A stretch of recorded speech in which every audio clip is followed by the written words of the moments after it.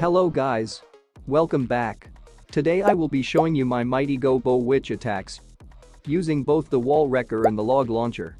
This video is not going to be the typical Zap GoBoWitch version that you see everywhere. This video will be the classic GoBoWitch attack that we have been using since Town Hall 10. I will walk you through everything step by step, from base planning to executing the attack. At the end of every replay, I will show you the exact army and the hero equipment. I will also link them down below.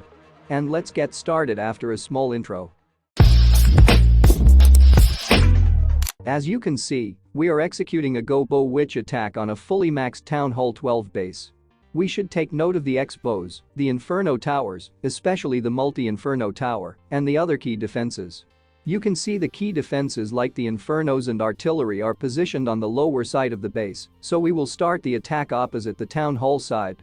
First, deploy 3 golems separately as shown, so the 2 X-bows lock onto the golems.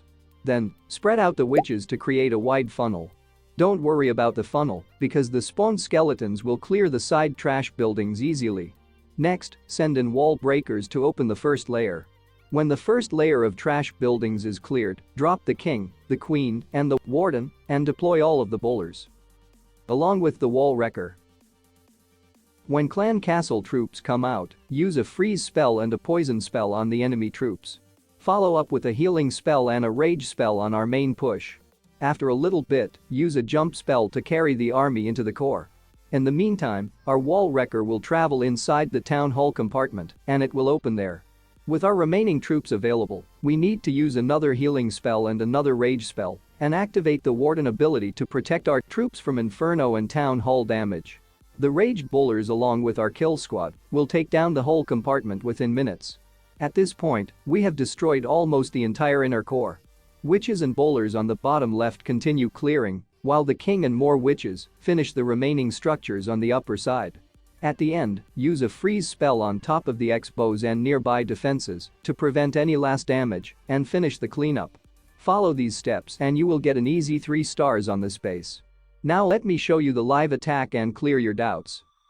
First, deploy 3 golems and after a bit drop all the witches. We deploy the golems first because they will be used for tanking. Next, drop a super wall breaker and a wall breaker to open the compartment. When the first layer of trash buildings are cleared, then deploy the along with the warden, king, and queen, and finally drop all the bowlers. We need to make sure all of them go in a bunch together. We will use a freeze and a poison spell on the super minions. Then, drop a healing and a rage spell to boost their effectiveness. This will help to wreck the core within seconds. At this point, our queen, warden, siege machine, and bowlers should penetrate into the core of the base. The siege machine is entering inside the town hall compartment, and it will eventually break. So let's use a healing spell and a rage spell on our troops. In the upper section, use the king's ability and activate the warden's ability to protect our troops. Guys, it is compulsory to use the rage and healing spell when the bowlers will come from the siege machines. Use a freeze spell on the X-bows and the minion prince, and then activate the queen's ability to deal with the minion prince. Meanwhile, the witches and bowlers at the bottom are working to eliminate the remaining structures.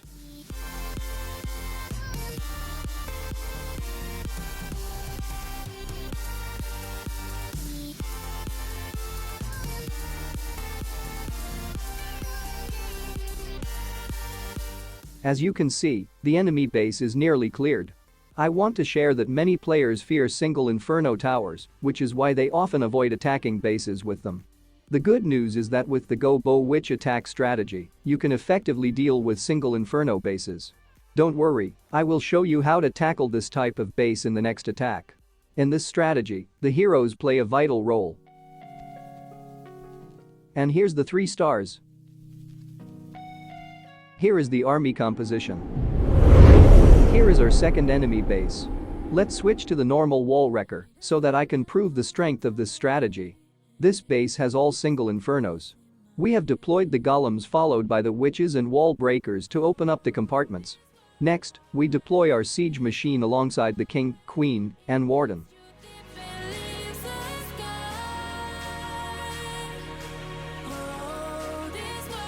After a brief wait, we drop all the bowlers. We will use the jump spell to open up the compartments and use healing spells and rage spells to boost our troops and destroy the enemy defenses. You can see the bowlers along with other troops are making a havoc inside the base, clearing everything in their path. And when the wall wrecker will enter inside the town hall compartment and will open up there will again drop the healing spells and rage spells as needed. Following this, we will freeze the town hall in the Single Inferno tower. Also we will use a freeze spell and a poison spell on the super minions. In the meantime, we will activate the warden's ability and the king's ability. The super minions will be taken out by the spells. This strategy is really difficult to execute against bases with multi-infernos, as they will take out our bowlers and skeletons in no time. But if you want a guide on that, let me know in the comments.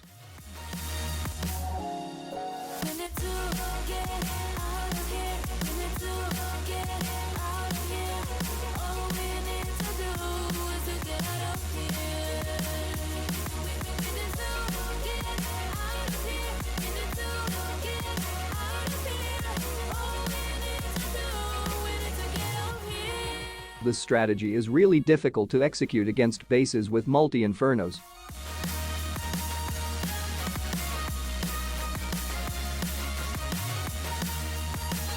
On the right side of the enemy base, we have almost cleared out the area. Finally, we will use the Queen's ability. In the next attack, we will go against single target ones using a log launcher and see how overpowered this strategy actually is. Before that, do leave a like and subscribe to the channel if this video is helping you become better in your game. And if you have any queries till now, feel free to ask me in the comments. Also, I will link some of the strongest Town Hall 12 attacks in the iCard and description. We've fully cleared out the base and we achieved 3 stars. Here is the army combination.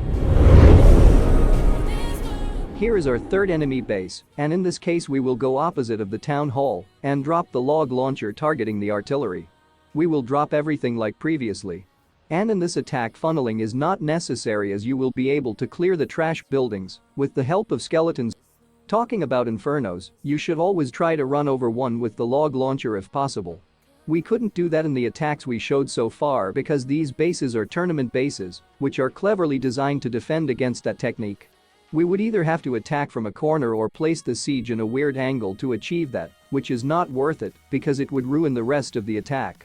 But no need to worry, you can run the log launcher over an inferno in most of the regular bases you see in wars or in multiplayer. If you want a video on that, kindly do let me know.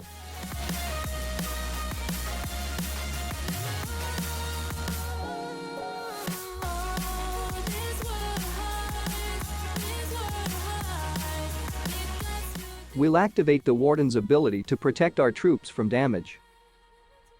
If you enjoy my work, don't forget to let me know in the comments. Also, comment down what strategy you'd like to see next. Smash that like button too if you haven't already.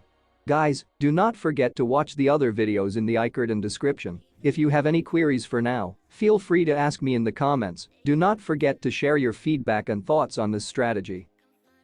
Unfortunately, all our troops are wiped out, but our queen is still alive. Remarkably, she single-handedly destroys the rest of the base, and we achieve 3 stars. This is why I say that heroes play vital roles in this strategy. Hey, I will catch you guys in the next video. Till then, stay safe, stay beautiful. Peace.